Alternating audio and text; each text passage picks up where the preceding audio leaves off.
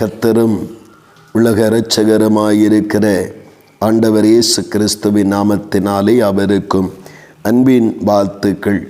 தேவன் தாமே ஒவ்வொருவருடைய வாழ்விலும் இன்னும் அதிசயங்களை செய்வாராக. இந்த நாளுக்குரிய தியான வசனம் தானியேல் 9வது அதிகாரம் அதன் 4வது வசனம். என் தேவனாகிய கர்த்தரை நோக்கி ஜெபம் பண்ணி பாவ அறிக்கை செய்து, அப்படி என்று தானியேல் சொல்லுவதை காண முடிகிறது.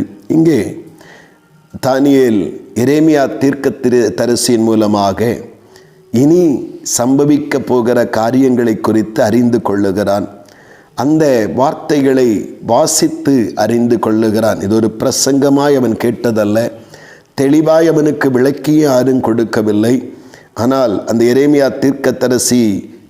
தீர்க்கதரிசனம் சொன்ன அந்த வார்த்தைகளை வாசித்து அறிந்து கொண்ட பின்பு அவன் அந்த அழிவினின்றும் வரப்போகிற ஆபத்தினின்றும் தேவ கோபத்தின் பயங்கரத்தினின்றும் தன்னை காத்து கொள்ளுவதற்காக, தன்னை தேவன் காப்பாற்றி கொள்ளுவதற்காக தேவ சமூகத்திற்கு நேராய் திரும்ப ஆரம்பிக்கிறான். ஆண்டவருடைய நாமத்தினால் அவன் செய்கிறான். தேசத்திலே இப்படிப்பட்ட தீங்குகள் வரப்போகிறது, அந்தி கிறிஸ்து வரப்போகிறான், இப்படிப்பட்ட கொடுமையான தேவ கோபங்கள் வெளிப்பட போகிறது என்று அவன் அந்த எரேமியா தீர்க்கதரிசனத்தின் மூலமாக அறிந்து கொண்ட உடனேயே என்ன செய்கிறான் என்றால், தன்னை அந்த அழிவுக்கு உட்பட விடாதபடி தன்னுடைய வாழ்வை, தன்னுடைய கிரியைகளை சோதித்து பார்த்து பாவ அறிக்கை செய்து தன்னை சீர்படுத்தி கொள்ள ஒப்பு கொடுக்கிறார். ஆண்டவருடைய நாமத்தினாலே இதுதான் ஒரு தேவ பிள்ளையினுடைய சரியான நடக்கையும் நடவடிக்கையுமாய் இருக்க ஆண்டவராகிய தேவன் விரும்புகிறார். இன்றைக்கு ஒவ்வொரு நாளும் இந்த உலகத்தினுடைய முடிவை குறித்தும், உலகத்தினுடைய தேவ கோபம் வெளிப்படுகிறதை குறித்தும், இயேசு கிறிஸ்து வரப்போகிறார் என்பதை குறித்தும் நாம் வாசித்தறிவதோடு மட்டுமல்ல, கர்த்தராகிய தேவன் துல்லியமாக அவருடைய வார்த்தையின் மூலமாய், செய்திகள் மூலமாய் நமக்கு ஆண்டவர் சொல்லி தந்து கொண்டும் இருக்கிறார். தானியேலுக்கு இந்த வாக்கியம் இல்லை, அவன் வாசித்து தான் அறிந்து கொள்ள முடிந்தது. ஆனால் நாம் அதை விளக்கமாய் விளங்கி கொள்ளுவதற்குரிய வாய்ப்புகளை கர்த்தர் கொடுக்கிறார். நாம் என்ன செய்கிறோம்? இன்னும் நம்முடைய இருதயத்தை லகுவாக்கி நம்முடைய மற்றவங்கள் மேலே குறை சொல்லி, மற்றவங்களை குற்றவாளியாக பார்த்து, மற்றவங்களை தரம் தாழ்ந்தவர்களாக எண்ணி நாம் கடந்து போய் கொண்டு இருக்கிறோமா? இல்லை. இந்த தானியேலை போல அந்த கேட்டுக்கும் அழிவுக்கும் தப்பும்படி நம்மை நாமே ஆராய்ந்து, நம்மை நாமே நம்முடைய வழிகளை சீராக்கி, இந்த தானியேலை போல பாவ அறிக்கை செய்து நம்முடைய கிரியைகளை சீர்படுத்துகிற புத்திமான்கள் என்கிற கூட்டத்திலே நாம் இருக்கிறோமா என்பதை சிந்தித்து பார்ப்போம். எத்தனை முறை நாம் வாசித்தும் கேட்டும் இருக்கிற தேவனுடைய வார்த்தைகள் ஒருபோதும் மாறுவதில்லை. குறித்த காலத்தில் அது நிறைவேறிக்கொண்டே இருக்கும். ஆனால் நாம் என்ன செய்து கொண்டிருக்கிறோம்?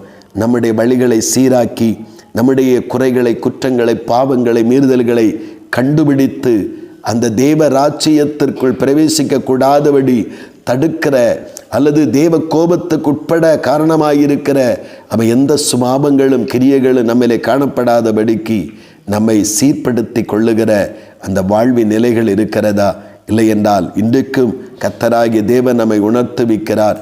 பரிசுத்த ஆவியானவர் தம்முடைய இரக்கங்களினாலும் கிருபையினால் நம்மை முடிசூட்டுவதற்காக நாம் நம்முடைய குறைகளை, நம்முடைய பிழைகளை அறிக்கை செய்து விட்டு விடுவோம். அறிக்கை செய்கிறோம், ஆனால் விட்டு விடுவதில்லை, தொடர்ந்து அதை தொடருகிறோம். அப்படியல்ல, தேவராஜ்யத்திற்கு செல்ல வேண்டும், தேவ கோபாக்கினைக்கு தப்புவிக்கப்படபடி நம்ம தானியேலை போல நம்முடைய பிழைகளையும் குறைகளையும் உணர்ந்து அறிக்கை செய்து விட்டு விடுவோம்.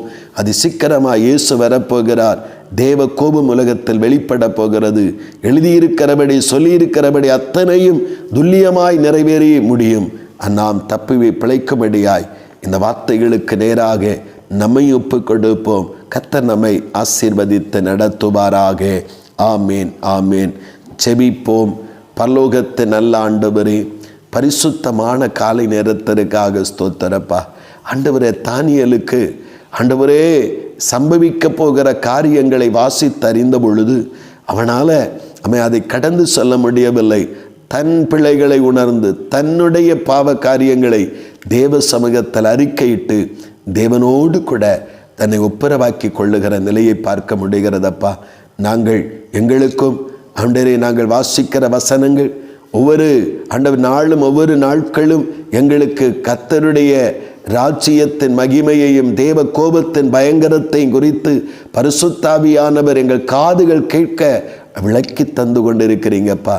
நாங்கள் அலட்சியம் பண்ணி அவைகளை விட்டு யாருக்கோ என்று சொல்லி கடந்து சொல்லுகிற அந்த மனநிலைகளிலிருந்து நான் அந்த அழிவுக்கும் கேட்டுக்கும் தப்பி தேவனுடைய ராஜ்யத்திலே பங்கடைய வேண்டும் என்கிற தாகத்தோடு தகப்பனே, இந்த தானியேலைப் போல எங்கள் வழிகளை ஆராய்ந்து சீர்படுத்தி கொள்ள கிருபையை தாரும். அப்படி நீங்கள் செய்கிறபடியாய் ஸ்தோத்திரம். இயேசு கிறிஸ்துவின் மூலம் ஜெபிக்கிறோம் ஜீவனுள்ள நல்ல பிதாவே. ஆமேன், ஆமேன்.